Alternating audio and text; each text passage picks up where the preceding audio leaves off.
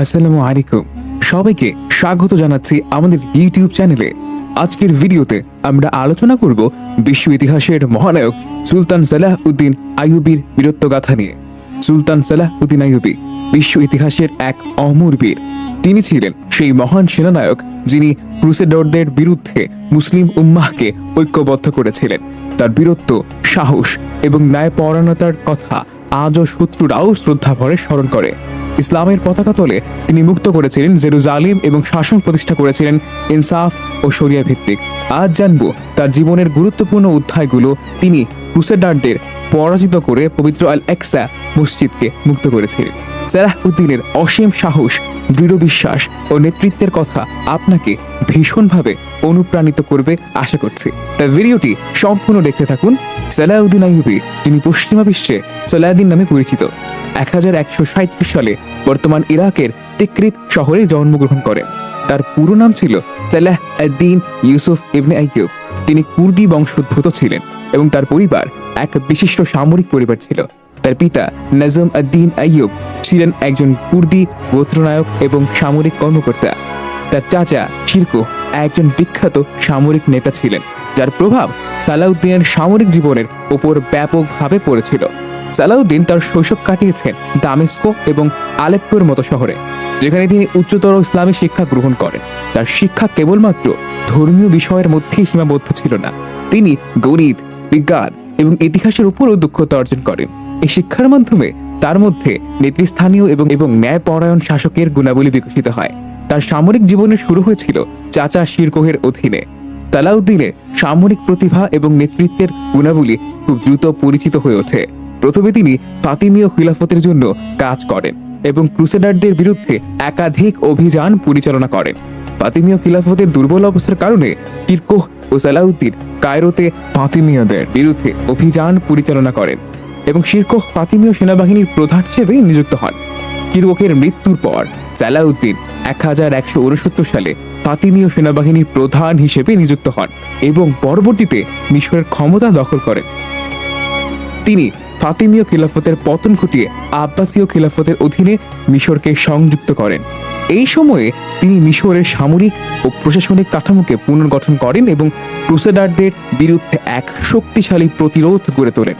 তার দক্ষ নেতৃত্ব ও কৌশলগত পরিকল্পনার কারণে তিনি শীঘ্রই পুরো অঞ্চলের অন্যতম প্রধান নেতা হিসেবে প্রতিষ্ঠিত হন।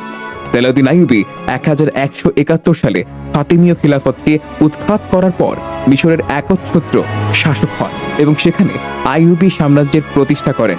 তিনি ইসলামের পবিত্র স্থানগুলিকে রক্ষার জন্য এবং মুসলিমদের মধ্যে ঐক্য স্থাপনের লক্ষ্যে কাজ শুরু করেন। সালাহউদ্দিনের শাসনকালে আইয়ুবী সাম্রাজ্য মিশর, সিরিয়া, ইয়েমেন এবং উত্তর আফ্রিকার বিস্তৃত অঞ্চল জুড়ে ছড়িয়ে পড়ে। তার শাসনকালে সালাহউদ্দিন একটি শক্তিশালী সামরিক বাহিনী গড়ে তোলেন এবং ক্রুসেডারদের বিরুদ্ধে ধারাবাহিক অভিযান পরিচালনা করেন। তিনি তার সাম্রাজ্যের ভৌগোলিক বিস্তারের পাশাপাশি রাজনৈতিক ও সামরিক ক্ষমতায়নেও মনোনিবেশন করেন। তার নেতৃত্বে মুসলিম বিশ্বের এক শক্তিশালী সাম্রাজ্য গড়ে ওঠে, তা ক্রুসেডারদের জন্য একটি বড় হুমকি হয়ে ওঠে। সালাহউদ্দিনের সামরিক জীবনের সবচেয়ে গুরুত্বপূর্ণ অধ্যায় হল হিটিনের যুদ্ধ ও জেরুজালেম পুনরুদ্ধার। 1187 সালের 4 জুলাই হিটিনের যুদ্ধে সালাহউদ্দিন ক্রুসেডারদের বিরুদ্ধে একটি বিশাল বিজয় অর্জন করেন। এই যুদ্ধে ক্রুসেডাররা চূড়ান্ত পরাজয়ের মুখোমুখি হয় এবং সালাহউদ্দিন জেরুজালেমকে পুনরুদ্ধার করার পথ সুগম করেন। হিটিনের যুদ্ধে সালাহউদ্দিনের কৌশলগত জ্ঞান এবং তার বাহিনীর প্রশিক্ষণ ও মনোবল গুরুত্বপূর্ণ ভূমিকা পালন করে। এই যুদ্ধে ইতিহাসখ্যাত মুসলিম সেনানায়ক সুলতান সালাহ উদ্দিন আইয়ুবী হাত্তিন যুদ্ধে খ্রিস্টান বাহিনীকে পরাজিত করার মধ্য দিয়ে মুসলমানদের প্রথম কেবলা আল আকসা পুনরুদ্ধারের পথ তৈরি করেছিলেন। আধুনিক অস্ত্রশস্ত্রে সজ্জিত বিপুল সংখ্যক খ্রিস্টান সৈন্যের মোকাবেলা করে তাকে জয় ছিনিয়ে আনতে হয়েছিল এই যুদ্ধে। আল আকসার শহরে জেরুজালেম তথা ফিলিস্তিন অঞ্চল প্রথমবার মুসলমানদের হস্তগত হয়েছিল খলিফা হযরত উমর রাদিয়াল্লাহু আনহুর শাসনামলে 637 খ্রিস্টাব্দে। তারপর টানা 550 বছর এই ভূমি শাসন করেছে মুসলমানেরা। 1099 খ্রিস্টাব্দে মুসলিম শাসক শ্রেণীর অভ্যন্তরীণ কুন্দল স্বার্থবাদিতার সুযোগে খ্রিস্টান ক্রুসেডারেরা আবারও দখল করে নেয় এই পবিত্র ভূমি। জেরুজালেমের তখনকার শাসক ইফতেখারউদ্দৌলা নিজের সর্বস্ব বিলিয়েও শেষ রক্ষাটুকুন করতে পারেননি। আশেপাশের মুসলিম শাসকদের কেউই এগিয়ে আসেনি তার সাহায্যে। খ্রিস্টান ক্রুসেডাররা যেদিন জেরুজালেম তথা আল কুদুস শহরে প্রবেশ করে, পুরো শহর জুড়ে নেমে আসে কিয়ামতের ভয়াবহতা। খ্রিস্টান সৈন্যরা স্থানীয় মুসলিম পুরুষদের ঘর থেকে বের করে এনে জবাই করতে থাকে এক এক করে। নারীদের ওপর চালায় পাশবিক নির্যাতন, বাদ পড়েনি নিষ্পাপ শিশুরাও। শিশুদের মাথা শরীর থেকে আলগা করে তা দিয়ে ফুটবল খেলায় মেতে ওঠে অনেক সৈন্য। নিরস্ত্র অসহায় মুসলমানরা মসজিদুল আকসায় গিয়ে আশ্রয় নেয়। আকসা তো মুসলমানদের কাছে যেমন পবিত্র, খ্রিস্টানদের কাছেও তেমন সম্মানিত স্থান। এখানে রক্তারক্তি করা দু ধর্মেই পাপ। মুসলমানরা মনে করেছিল মসজিদে আকসায় আশ্রয় নিলে হয়তো রেহাই পাওয়া যাবে, খ্রিস্টানরা অন্তত প্রাণে মারবে না সেখানে।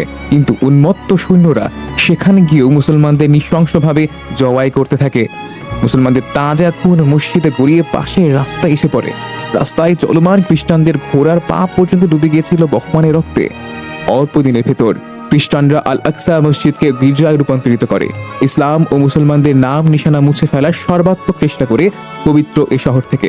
সুলতান সালাহউদ্দিন আইয়ুবী ছিলেন এই শতাব্দীর লোক। ছেলেবেলা থেকেই তার স্বপ্ন ছিল পবিত্র ভূমি আল আকসা উদ্ধারে। 1175 খ্রিস্টাব্দে তিনি দামেস্কের সিংহাসনে বসেন। বছর খানেকের ব্যবধানে আলেপ্পো এবং 1183 সালে মুসুলেও তার কর্তৃত্ব প্রতিষ্ঠিত হয়। এদিকে মিশরেও ছিল আইয়ুবীর শাসন, ফলে খ্রিস্টান শাসিত জেরুজালেম আইয়ুবীর চতুর্মুখী শাসনে অনেকটাই কোণঠাসা হয়ে পড়ে। ইহুদির অবৈধ রাষ্ট্র বর্তমান ইসরায়েলের টাইবেরিয়াস নামক স্থানের নিকটবর্তী একটি শহরের নাম হিত্তির।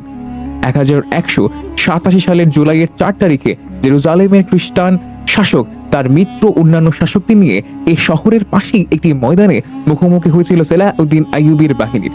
সালাহউদ্দিন আইয়ুবীর সৈন্য সংখ্যা 30,000 এবং খ্রিস্টানদের সৈন্য সংখ্যা 20,000 থাকলেও খ্রিস্টানদের মধ্যে দুর্ধর্ষ নাইট বাহিনীর 1200 সৈনিক ছিল এবং পরে ভাড়াটে আরো বহু সংখ্যক সৈন্য তারা জোগাড় করতে পেরেছিল। কিন্তু যেটা পারেনি সেটা হলো বীর সালাহউদ্দিনের সঙ্গে মোকাবেলা করতে এসে খ্রিস্টান সৈন্যরা বেঘরে মারা পড়ে। বন্দী হতে হয় জেরুজালেমের শাসক সহ উচ্চ পদস্থ অফিসার বর্গকে।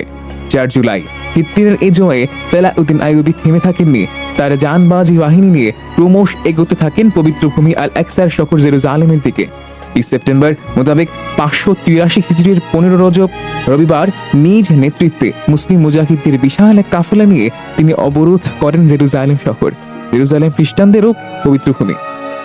জীবন দিয়ে হলেও এই ভূমি তারা নিজেদের করায়ত্তে রাখতে চায়। শুরু হলো রক্তক্ষয়ী লড়াই, মরণপণ লড়াই করছে উভয় পক্ষই। কিন্তু সালাহউদ্দিন আইয়ুবীর জানবাজ মুজাহিদদের মোকাবিলায় খুব বেশি দিন টিকল না ক্রুসেডারদের এই বীরত্ব। অবরোধের 12তম দিন 2 অক্টোবর মোতাবেক 27 রজব শহরের সব প্রতিরোধ ভেঙে পড়ল। মুসলিম মুজাহিদরা মহানন্দে প্রবেশ করলেন পুণ্যভূমি আল কুদসে। প্রবেশ করলেন দীর্ঘ প্রায় 90 বছর পর। এই 90 বছর এখানে একটা বারের জন্য আল্লাহ আকবরের ধ্বনি উচ্চারিত হতে দেয়নি খ্রিস্টান ক্রুসেডাররা। মুসলমানরা ছিল এখানে চরম নিষ্পেষণের শিকার। যারা ইসলামের নাম মুখে এনেছে তারাই নিক্ষেপিত হয়েছে কারাগারের অন্ধকার প্রকোষ্ঠে, শিকার হয়েছে সীমাহীন নির্যাতনের। কিন্তু আজ এই বিজয়ের দিন আল কুদসের সর্বময় ক্ষমতা পেয়ে মুসলমানরা কি করলেন? 90 বছর আগে যেভাবে খ্রিস্টানরা গণহত্যা চালিয়েছিল তার পুনরাবৃত্তি করলেন, প্রতিশোধ নিলেন। খ্রিস্টানদের ঘর বাড়ি জ্বালিয়ে তাদের জবাই করলেন, শিশুদের মাথার খুলি দিয়ে ফুটবল খেললেন? না, এর কোনোটিই করেননি। কেবল যারা যুদ্ধাপরাধী তাদের বিচার করলেন। যুদ্ধাপরাধীর সাথে যারা জড়িত ছিল না, যারা নিরীহ খ্রিস্টান, তাদেরকে রাষ্ট্রীয় কর আদায়ের শর্তে নিরুপদ্রবে বেঁচে থাকার অধিকার দিলেন। তাদের গায়ে ফুলের আঁচড়টিও লাগতে দিলেন না। সামরিক নেতা হিসেবে সালাহউদ্দিনের খ্যাতি ব্যাপক হলেও তিনি একজন দক্ষ প্রশাসক হিসেবে পরিচিত ছিলেন। তার শাসনামলে তিনি বিভিন্ন প্রশাসনিক ও সামাজিক সংস্কার কার্যকর করেন।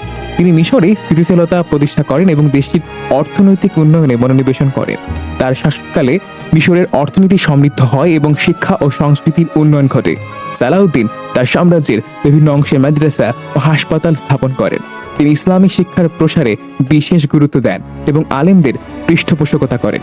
তার শাসনকালে তিনি বিচার ব্যবস্থায় ন্যায়পরায়ণতা নিশ্চিত করেন এবং জনকল্যাণমূলক কাজেও সক্রিয় ভূমিকা পালন করেন। তার নেতৃত্বে একটি শক্তিশালী প্রশাসনিক কাঠামো গড়ে ওঠে যা তার সাম্রাজ্যকে দীর্ঘস্থায়ী করে। সালাউদ্দিন ক্রুসেডারদের সঙ্গে বিভিন্ন সময় সামরিক সংঘর্ষে লিপ্ত হলেও তিনি কূটনৈতিক সম্পর্ক স্থাপনেও পারদর্শী ছিলেন। তিনি ক্রুসেডারদের সঙ্গে বিভিন্ন চুক্তি ও সমঝোতা করেছেন যা যুদ্ধের সময় রক্তপাত কমাতে সহায়ক হয়েছিল। তার ন্যায়পরায়ণতা এবং শত্রুদের প্রতি দয়া প্রদর্শনের কারণে ক্রুসেডারদের মধ্যেও তার সম্মান বৃদ্ধি পায়।